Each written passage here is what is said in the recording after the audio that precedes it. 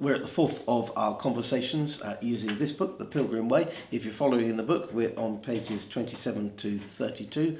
If you've not got the book in front of you, don't worry. Hopefully it will still make sense.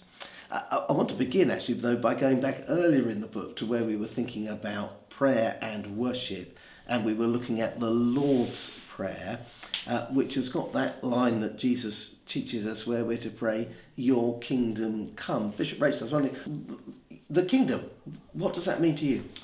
Oh, well, we could obviously talk for a long time about this. The kingdom of God is really what gets me out of bed in the morning.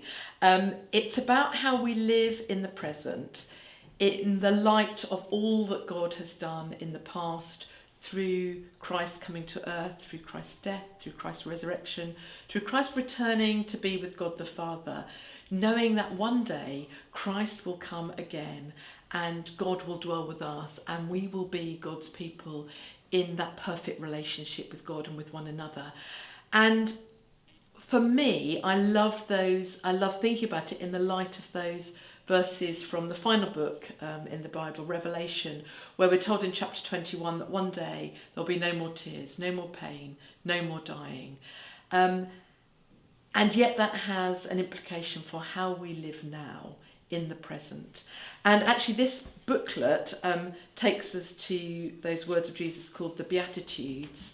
And it also talks about what does it mean for us to carry the cross. And I was just thinking about this, thinking about my own cross that I wear as a bishop, which is made from shell cases from bullets from the civil war in Mozambique, and reflect some wonderful words in the Old Testament, both from the prophet Micah and the prophet Isaiah, about beating swords into ploughshares. We're called to beat swords into ploughshares, to take that which is destructive and turn it into tools for creativity.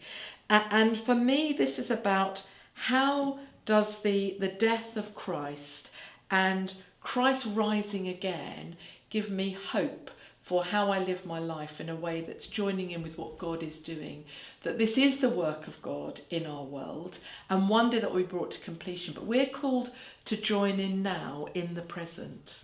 That sense of both future and now as well, because we talk about that sense about the world as God intended it to be, but most of us have the experience of living in the world and the experience of life and think, well, actually, quite a lot of the time it feels quite a mess. Actually, that's reflected in the cross that I wear. My pectoral cross doesn't come from quite as far as yours, just from Cheltenham. But I wanted something which spoke about the cross, Jesus entering into that darkness. My God, why have you forsaken me? But they're finding that greatest hope for us in the mess of life. And in the middle of my pectoral cross is a star, which relates partly actually to the incarnation at Christmas, to Jesus being born among us, the light coming into the darkness, and then that same light triumphing in the resurrection, which means that even in the messiest moments, even in the darkest moments of our lives, there is hope. Hope for us, hope for our world, hope for us as individuals as well. And in many ways that takes us back to Jesus' words of the Beatitudes. I imagine all those people sitting on that hillside listening to Jesus speaking what rather strange words, where Jesus talks about blessed are the poor in spirit, blessed are those who mourn, blessed are the meek. I don't believe Jesus was saying, actually it's really good you're mourning, it's really good you're suffering. Actually, what Jesus was saying was, blessed are you who are aware of your brokenness. Blessed are you who are aware of the brokenness in our world and who know who God is and want to walk in the light of God, and calling us to be people of justice, people who are peacemakers. And that will bring all sorts of different challenges for us in our lives in the present. And we are called to be those citizens of God's kingdom, living this out. And there's a certain irony in that following Christ, it seems to me at one level, is actually quite simple. Sometimes I think we make being a Christian far too complicated. Actually, it is that decision to turn, to follow Christ, to live in these ways, and the things that we do in our daily lives day by day which reflect the kingdom, at another level it's costly, because it demands that we put self aside, we lay down ourselves to follow Christ.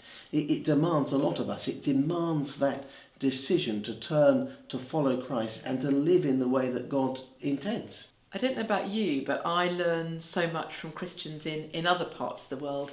Obviously here in the Diocese of Gloucester we have links with our brothers and sisters in 2 dioceses in India and in Western Tanganyika in Tanzania and in the United States of America and Sweden.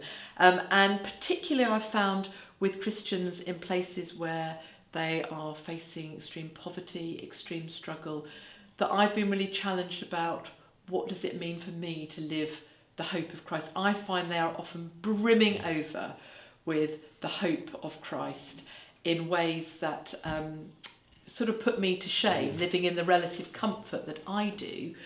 And when I was in Egypt last year, I was really struck by the fact that the Coptic Christians have a cross tattooed on their wrists. As we know from recent years, sadly, those Coptic Christians have been murdered in dreadful ways, persecuted in awful ways, and yet having the cross on their wrists means they cannot deny Christ. And that brings me back really to the last part of this book, which talks about how, by God's grace, I will live tomorrow's life today. And I hope that our conversation will encourage people to talk about how will we live tomorrow's life today in the present.